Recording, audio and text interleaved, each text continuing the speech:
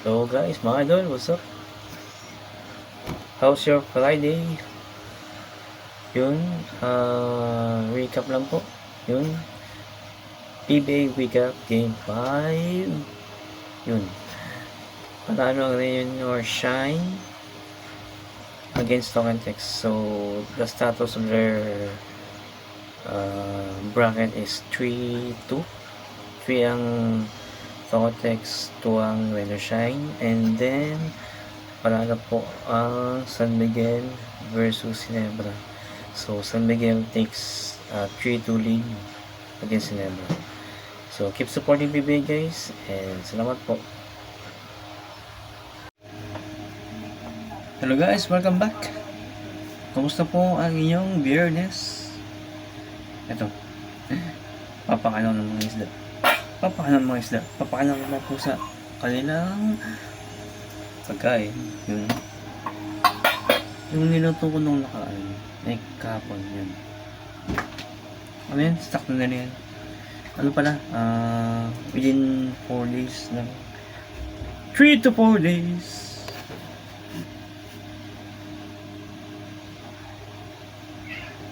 So, ayun. Yes, that. Hold on. Nagreklamo na si Natasha. Ayun.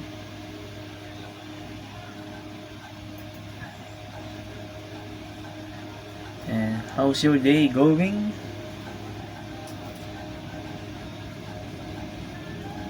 Yun.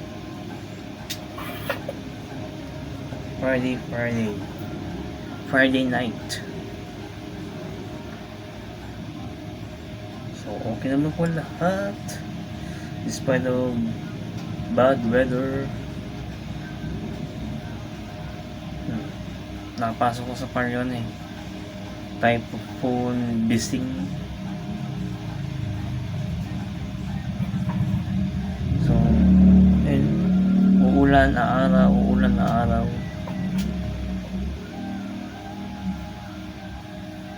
Well, yun talaga eh. Nasa tropical region tayo.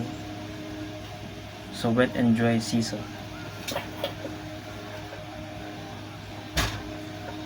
Ayan.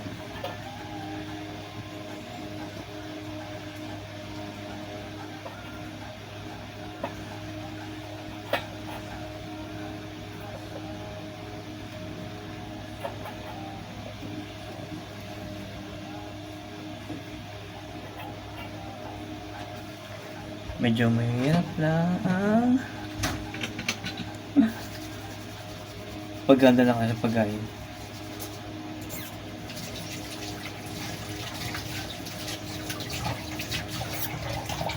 Yun. Sino? Natasha, wala. And ayun, kakatapos na ng PBA. Medyo malungkot. Talo yung Nebra. Ano lang? Still a great game. Ayun. Nagmo-movie marathon na lang ako. Napanood ko yung Iron Heart. Ayan. As you can see. Yung Iron Heart.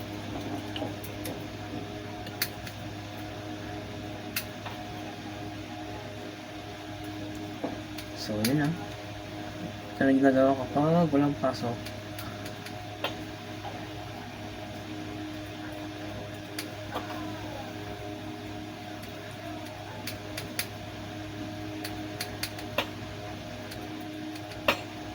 Pakain ng mapusa, yan. Nood ng TV. Ay, yan lang. Nood sa laptop.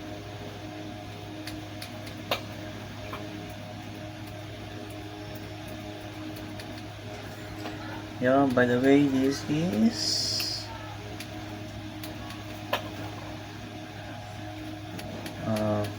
July 4. Happy Independence Day sa US. Actually, dapat yun din ang Independence Day ng Philippines. Kaya dati sineselebrate yung ano US Philippines Friendship Day kasi parehas ang July 4. Kaso binago ni Diosdado Macapagal ang Independence Day, ginawang July 12. So technically dapat July 4 kasi yun talagang tunay na ganap na kalayaan ng Pilipinas sa mga mananakop. Yun, after Spanish, yun, Americans, then Japanese.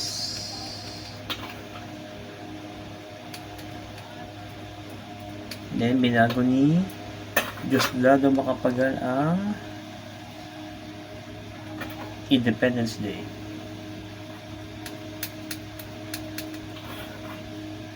So, yun lang. So, ito po.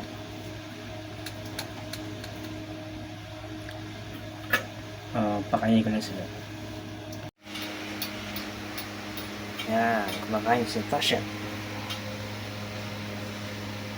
So, baby? So, kain?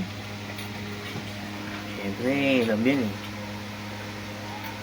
Mukbang. Yan si Wanda.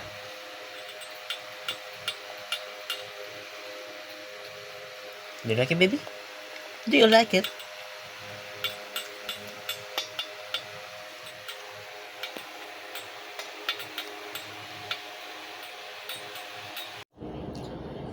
Alright, so welcome back guys. You know? Daw. Sarap. Sarap to. Yun. Iron Heart. Okay naman yung suot.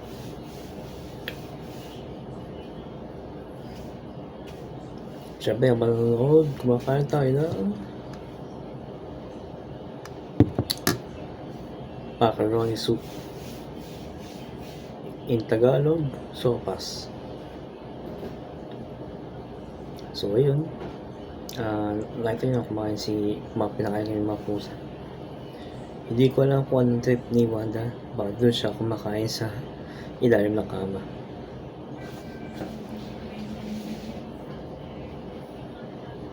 Ewan ko sa puso niya. Saksakan lang nga ng arte. Juicy pa ko sa gustong kumain. So, yun na guys. Hope you guys have a wonderful evening of Friday and happy 4th of July sa mga taga-US. And please subscribe to my YouTube channel guys para may bahagi po tayo ng ating kalaman. Yun. And God bless po and more power to all of you.